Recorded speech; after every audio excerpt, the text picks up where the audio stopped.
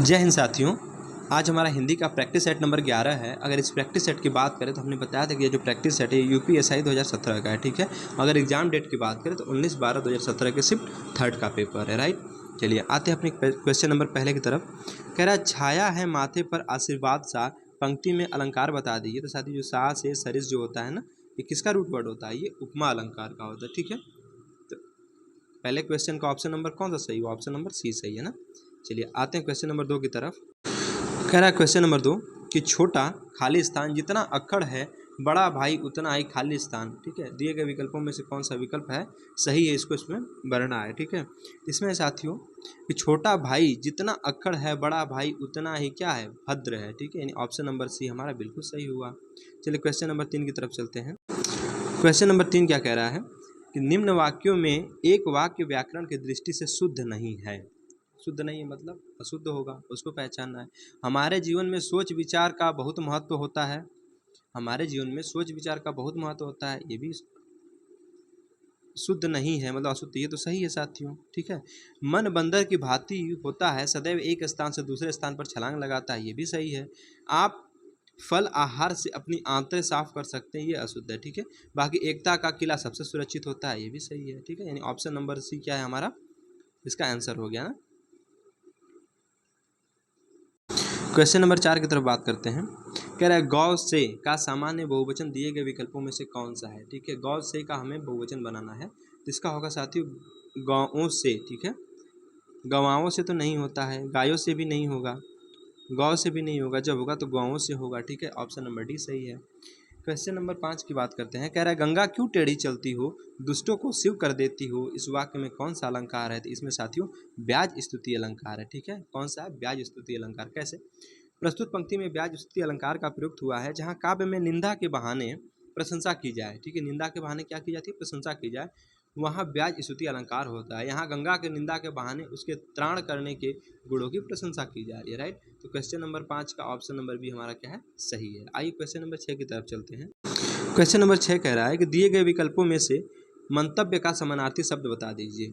क्या सुमति है कि मत वैध है, ठीक है। आगे विकल्प देख लेते हैं। आगे कह रहा है कि तीसरा ऑप्शन कुमति है कि सम्मति है। तो साथ ही इसका जो ऑप्शन है ना, ये डी सही है, क्योंकि सम्मति इसका बिल्कुल परफेक्ट आंसर है, ठीक है। चलिए क्वेश्चन नंबर 7 की तरफ चलते हैं। कह रहा है निम्न वाक्यों में से एक वाक्य व्याकरण की दृष्टि से शुद्ध है, ठीक है, मतलब शुद्ध वाक्य को पहचानना है। निम्न वाक्यों में से एक वाक्य क्या है? व्याकरण की दृष्टि से शुद्ध है, उसको पहचानिए। मतलब क्या है? 3 तो हमारे अशुद्ध होंगे, 1 शुद्ध होगा। विश्वनाथ अपने परिवारों के साथ होता है ना साथियों, ये तो बिल्कुल ये तो गलत है। यदि हमें अपने जीवन में कुछ प्राप्त करना है तो पुरुषार्थ को अपने जीवन का लक्ष्य बनाना होगा, ये बिल्कुल परफेक्ट है, ठीक है। कई सालों से निर्मला के मन में तीर्थ यात्राओं की बड़ी लालसा थी, ये भी अशुद्ध है।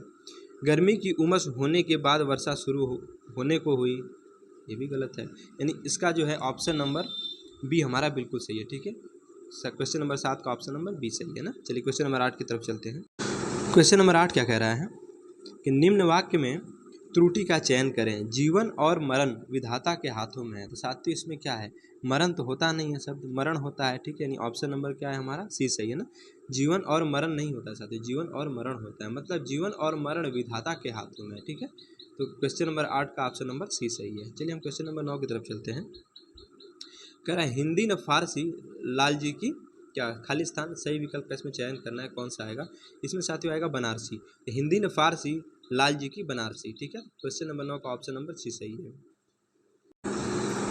क्वेश्चन नंबर 10 साथियों देखिए, ये विवादित क्वेश्चन है। कह रहा निम्नलिखित में से कौन पद्मश्री प्राप्त कथाकार हैं, मतलब किनको पद्मश्री पुरस्कार मिला है? हरिशंकर परसाई जी को, कि महादेवी वर्मा जी को, कि मालती जोशी जी को, कि डॉक्टर विद्या निवास मिश्र जी को, ठीक है। तो ये साथियों क्या है? विवादित क्वेश्चन है। आइए इसके कंक्लूजन की तरफ चलते हैं। देखिए कह रहा है कि दिया गया प्रश्न त्रुटिपूर्ण प्रतीत होता है क्योंकि प्रश्न काल तक हरिशंकर परसाई एवं विद्या निवास मिश्र दोनों को ही, ठीक है, दोनों ही कथाकारों को क्रमशः 1985 और 1988 को पद्मश्री पुरस्कार से सम्मानित किया गया था, राइट। फिर अगर कह रहा है कि प्रश्नकाल के पश्चात, ठीक है, यानी प्रश्नकाल के बाद की बात है, वर्ष 2018 में मालती जोशी को भी पद्मश्री पुरस्कार से सम्मानित किया गया था, राइट। अब आते हैं हम क्वेश्चन नंबर 11 की तरफ। जिस तरह मजबूत इमारतों के लिए मजबूत खाली स्थान की जरूरत होती है, ठीक उसी तरह सफलता के लिए भी साफ खाली स्थान की जरूरत होती है। इसमें साथियों आएगा ऑप्शन नंबर ए, यानी इसका पूर्ण वाक्य ये होगा कि जिस तरह मजबूत इमारतों के लिए मजबूत बुनियाद की जरूरत होती है, ठीक है, जब बुनियाद मजबूत रहेगी तो इमारत क्या होगा, मजबूत रहेगा, ठीक है। उसी तरह साथियों सफलता के लिए भी क्या होना चाहिए, साफ नजरिया होना चाहिए, राइट। तो क्वेश्चन नंबर 11 का ऑप्शन नंबर ए सही है। क्वेश्चन नंबर 12 में देखिए, कह रहा है निम्न में सही शब्द चुने। सब सही शब्द साथी इसमें तो आदर्श होता है, ठीक है, आदर्श तो लिखा नहीं जाता है, ठीक है, आदर्श भी नहीं होता है, आदर्शा भी नहीं होता है, यानी आदर्श सही है, यानी ऑप्शन नंबर ए सही है। क्वेश्चन नंबर 13 में देखिए, कह रहा दिए गए विकल्पों में सखा का समानार्थी शब्द चुनिए। सखा का क्या होता है साथियों, सखा तो मित्र को कहते हैं, यानी ऑप्शन नंबर सी सही है। आटे में थोड़ा नमक डालें, वाक्य में प्रयुक्त व्याकरण पहचानें। आटे में थोड़ा नमक डालें, वाक्य में प्रयुक्त व्याकरण को पहचानना है।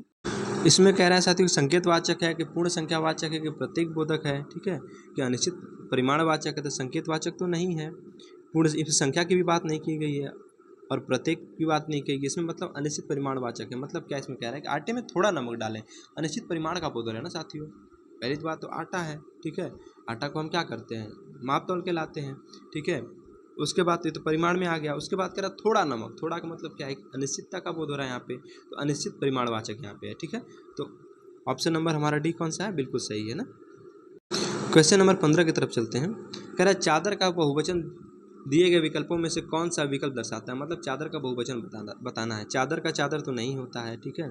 फिर कह रहा है चादरों, चादरों भी नहीं होता है। चादराओं बिल्कुल नहीं होता, लेकिन चादर का साथियों चादरें जो हमारा क्या है, ये बहुवचन है ना।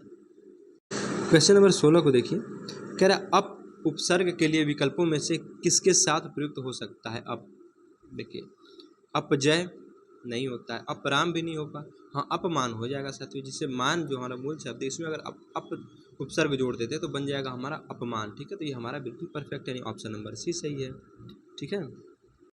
क्वेश्चन नंबर 17 देखिए, कह रहा है दिए हुए विकल्पों में से कौन सा विकल्प घड़ियां गिनना का अर्थ दर्शाता है, ठीक है। घड़ियां गिनना, इसका अर्थ क्या होता है, इसका होता है साथियों बहुत बेचैनी से इंतजार करना। नहीं कहते घड़ियां गिन रहा है वो, ठीक है, घड़ियां गिनना मतलब क्या, बहुत बेचैनी से इंतजार करना, ठीक है।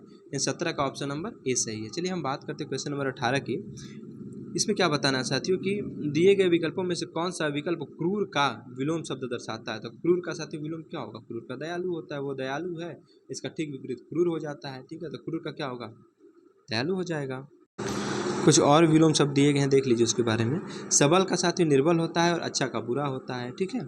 आते हैं क्वेश्चन नंबर 19 की तरफ। कह रहा दिए गए विकल्पों में से पंडित का स्त्रीलिंग कौन सा है। पंडित का साथियों पंडिताइन होता है, ठीक है, यानी ऑप्शन नंबर बी सही है।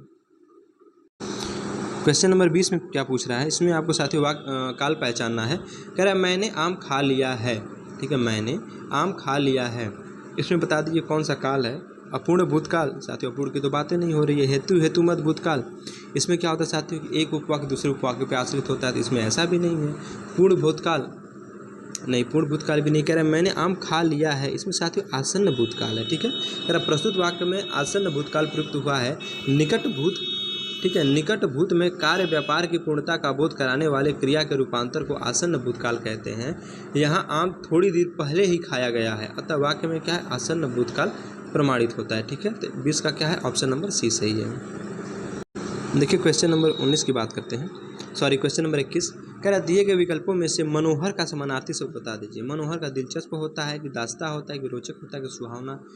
साथियों तो मनोहर क्या है, मन को हरने वाला, अर्थात क्या सुहावना की बात हो रही है, ठीक है। तो ऑप्शन नंबर डी हमारा सही है। तो मनोहर का क्या समानार्थी शब्द होगा, सुहावना होगा। दिए गए विकल्पों में से पराजय एवं माला का एक समानार्थी शब्द क्या है, ठीक है। पराजय एवं माला का क्या पूछा, समानार्थी शब्द, इसका होता है साथियों हार, ठीक है, यानी ऑप्शन नंबर बी सही है। क्वेश्चन नंबर 23 देखिए, कह रहा है कि हीरक सी समीर माला जप, ठीक है, हीरक से समीर माला जप पंक्ति में कौन सा अलंकार है। तो इसमें साथियों कौन सा, उपमा अलंकार है, ठीक है। उपमा अलंकार में क्या होता है, तुलना होती है। हमने बताया था कि इसमें क्या होता है, 4 चीज़ें होती हैं, उपमान, उपमेय, साधारण धर्म और वाचक शब्द, ठीक है। अगर जहाँ चारों चीज़ मौजूद होती है वहाँ पे पूर्ण उपमा होता है, ठीक है, और जहाँ पे कोई एक मिसिंग होता है तो वहाँ पे हमारा लुप्त उपमा अलंकार हो जाता है। ठीक है, तो ये क्या है, उपमा अलंकार है ना। हीरक से समीर माला जब पंक्ति में उपमा अलंकार है। समान धर्म के आधार पर उपमेय की तुलना जब उपमान से की जाती है तो काव्य उपमा अलंकार से विभूषित होता है। सा सी से इसे पता है नहीं सब क्या है, इसका रूट वर्ड है। ऑप्शन नंबर कौन सा हमारा सही है, बी सही है। चलिए हम बात करते हैं अब क्वेश्चन नंबर 24 की। कह रहा है दिए गए विकल्पों में से कौन सा विकल्प अपकर्ष का विलोम शब्द दर्शाता है। अपकर्ष का साथी होता है उत्कर्ष। ठीक है, अपकर्ष का क्या होगा, उत्कर्ष हो जाएगा, यानी ऑप्शन नंबर बी सही है। बात करते हैं क्वेश्चन नंबर 25 की। कह रहा है दिए गए विकल्पों में से विधुर का स्त्रीलिंग कौन सा है। विधुर का साथी होता है विधवा। ठीक है, विधवा, विधुर का क्या होगा, विधवा होगा ना। तो विधुर का स्त्रीलिंग पूछा है यानी विधवा हो गया, यानी ऑप्शन नंबर सी सही है। चलिए क्वेश्चन नंबर 26 की तरफ चलते हैं। क्वेश्चन नंबर 26 कह रहा है साथियों कि निम्न वाक्यों में से एक वाक्य व्याकरण की दृष्टि से शुद्ध नहीं है, उसको पहचानिए, मतलब अशुद्ध वाक्यों को पहचानना है। ठीक है, 3 तो शुद्ध है, एक अशुद्ध वाक्य इसमें है। कभी कभी सिर्फ एक शब्द, एक वाक्य, एक विचार हमारी जिंदगी बदल सकता है, ये तो शुद्ध वाक्य है। कह रहा है कई बार हम कोई चीज से प्रेरित होकर ऐसा काम शुरू कर देते हैं पर उसे पूरा नहीं कर पाते, तो साथियों यही हमारा अशुद्ध है। ठीक है, यानी ऑप्शन नंबर बी हमारा सही हो गया। फिर आगे देखते हैं, सत्य बोलने के लिए कोई तैयारी नहीं करनी पड़ती, सच हमेशा दिल से निकलता है, तो ये भी वाक्य हमारा सही है। स्वर्ग या नरक में जाने की कुंजी भगवान के हमारे हाथ में दे रखी है, भगवान ने हमारे हाथ में दे रखी है, यानी ये भी सही है। मतलब अशुद्ध वाक्य हमारा कौन सा है, बी वाला है। ठीक है, अच्छा अगर इसका हम शुद्ध वाक्य बनाए तो कैसे बनेगा कि कई बार हम किसी चीज़ से प्रेरित होकर कोई काम शुरू कर देते हैं पर उसे पूरा नहीं कर पाते, ये क्या इसका शुद्ध वाक्य ऐसे बनेगा। ठीक है, चलिए क्वेश्चन नंबर 27 की तरफ चलते हैं। क्या उसके बात करने का तरीका मुझे अत्यंत खाली स्थान करता है, क्या प्रभावित करता है कि अनुशासित करता है। साथियों अनुशासित तो बिल्कुल नहीं होगा, उसके बात करने का तरीका मुझे अनुशासित तो नहीं करेगा, यानी ऑप्शन नंबर तो ये भी गलत है। प्रचारित भी नहीं होगा, संतुलित भी नहीं होगा, हमें प्रभावित करता है, ये बिल्कुल परफेक्ट है। ठीक है, तो उसके बात करने का तरीका क्या करता है साथियों, उसके बात करने का तरीका मुझे अत्यंत क्या करता है, प्रभावित करता है, ऑप्शन नंबर ए सही है। चलिए हम क्वेश्चन नंबर 28 की तरफ चलते हैं। क्वेश्चन नंबर 28 कह रहा है साथियों कि निम्नलिखित में से कौन रीतिकालीन कवि हैं। सुमित्रानंद पंत जी हैं कि दिनकर हैं कि हरिऔध हैं कि भूषण हैं। इसमें जो साथियों भूषण है ना, ये हमारे क्या है, रीतिकाल के कवि हैं। ठीक है, तो क्वेश्चन 28 का ऑप्शन नंबर डी हमारा सही है। क्वेश्चन नंबर 29 की बात कर रहे हैं। कह रहा है 9 2 11 होना है, इस मुहावरे का अर्थ बताना है। 9 2 11 होना अर्थात क्या, भाग जाना। ये तो बचपन से हम लोग पढ़ते आ रहे हैं कि 9 2 11 होना अर्थात भाग जाना, अर्थात ऑप्शन नंबर सी सही है। अब साथियों हम गद्यांश को पढ़ के उत्तर देंगे। ठीक है, चलिए हम गद्यांश को पढ़ते हैं। देखिएगा गद्यांश की बात करें तो कह रहा है घर के आदमी का सम्मान प्रायः कम ही होता है, तभी तो कहा गया है कि घर का जोगी जोगड़ा आन गांव का सिद्ध। ठीक है, जो घर में घुसा रहता है वह कुछ नहीं कर सकता, जो घर से बाहर निकलता है वही दुनिया को समझता है और नापता है। ठीक है, घर के आदमी को घर से बाहर करना खतरनाक भी होता है, वह घर के गुप्त रहस्य बाहर कर सकता है। घर का भेदी लंका ढाए का उदाहरण हमारे सामने है। ठीक है, फिर कह रहा है जाहि निकार्यो गे ते कस न भेद कहीं दे। यदि विभीषण ने रहस्य न बताया होता तो रावण का विनाश कठिन हो जाता। इसलिए घर बनाना और घर की निभाना भले आदमियों का आचरण माना जाता है। जो लोग घर की चुकाने के दाव में रहते हैं वे विश्वसनीय नहीं माने जा सकते। हर माता पिता संतान से यही अपेक्षा करते हैं कि वे अपने आचरणों से घर की लाज बनाए रखें, घर की प्रतिष्ठा बढ़ाएंगे, घर परिवार का नाम ऊंचा करेंगे। जिस घर का झंडा ऊंचा होता है उसका प्रभाव और सम्मान भी व्यापक होता है। राइट, चलिए हम क्वेश्चन पढ़ के इसका आंसर देते हैं। देखिए क्वेश्चन नंबर 30 क्या कह रहा है कि घर के आदमी को घर से बाहर करना खतरनाक भी होता है, क्योंकि अब देखिए साथियों पैराग्राफ में क्या दिया गया था, यह दुनिया को नाप न पाएगा, ये बात तो नहीं कही गई थी। ठीक है, इसका साथियों सटीक आंसर ये होगा कि वह घर के रहस्य बाहर कर सकता है, गद्यांश में लिखा गया था ना। चलिए क्वेश्चन नंबर 31 की बात करते हैं। कह रहा है कि दिए गए विकल्पों में से व्यापक शब्द का विलोम शब्द कौन सा है, तो व्यापक का साथियों संकुचित होता है। ठीक है, व्यापक का क्या होगा, संकुचित हो जाएगा, यानी ऑप्शन नंबर बी सही है। क्वेश्चन नंबर 32 की बात करते हैं। कह रहा है प्रतिष्ठा का अर्थ कौन सा विकल्प दर्शाता है, मतलब प्रतिष्ठा का अर्थ आपको बताना है। तो प्रतिष्ठा का साथियों सम्मान होता है, सम्मान प्रतिष्ठा। ठीक है, ऑप्शन नंबर भी सही है। क्वेश्चन नंबर 33 की बात करते हैं।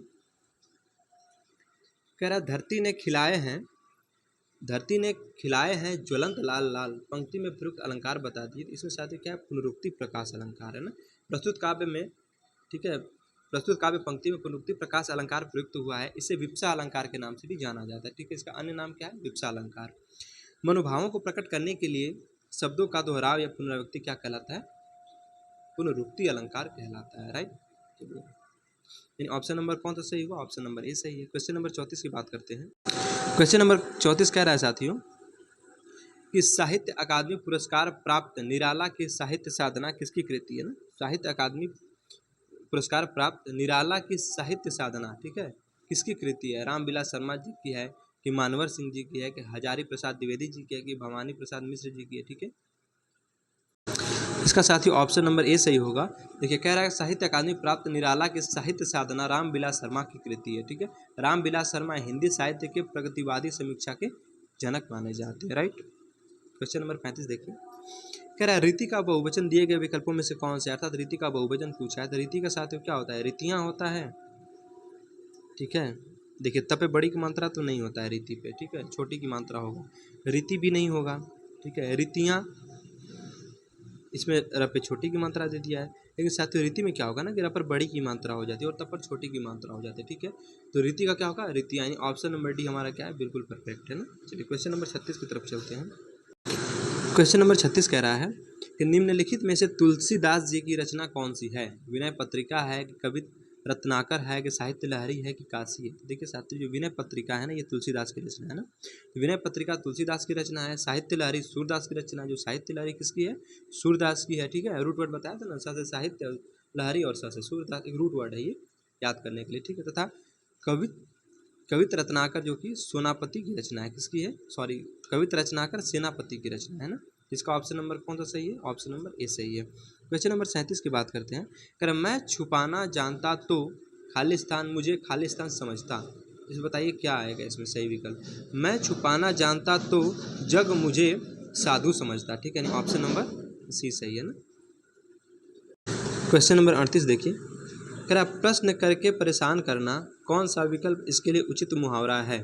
प्रश्न करके परेशान करना है, खोपड़ी खाना है, नहीं कह रहे क्यों खोपड़ी खा रहे हो, प्रश्न बार बार कर रहे हो। ठीक है, तो ये कह रहा प्रश्न करके परेशान करना, खोपड़ी खाना। देखिए खोपड़ी खुजलाना तो नहीं होगा, खोपड़ी गंजी करना ये भी नहीं होगा, खोपड़ी मनाना ये भी नहीं होता है, लेकिन खोपड़ी खाना ये बिल्कुल परफेक्ट है ना।